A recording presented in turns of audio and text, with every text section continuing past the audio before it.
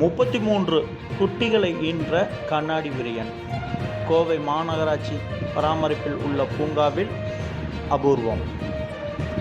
கோவை மாநகராட்சி பராமரிப்பில் உள்ள வஉசி உயிரியல் பூங்காவில் கிளி, குரங்கு, முதலை, ஆமை, மயில், மான், பெலிகான் உள்ளிட்ட 500க்கும் மேற்பட்ட பறவைகள், விலங்குகள் ஆகியவை வளர்க்கப்பட்டு வருகின்றன. இதனை காண வார விடுமுறை நாட்களில் ஏராளமான பொதுமக்கள் குவிவது வழக்கம். இந்நிலையில் இங்குள்ள கண்ணாடி விரியன் தனது இனத்தை பெருக்கும் வண்ணம் 33 குட்டிகளை ஈன்றுள்ளது.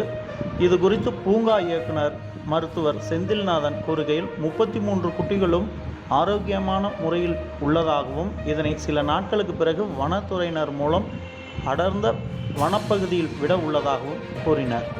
மேலும் இதே பகுதியில் இதே வனவிலங்கு சரணாலயத்தில் சாரை, நாகம், பச்சைப்பாம்பு, மலைப்பாம்பு உள்ளிட்ட 34 வகையான பாம்புகள் பராமரிக்கப்பட்டு வருவதும் குறிப்பிடத்தக்கது.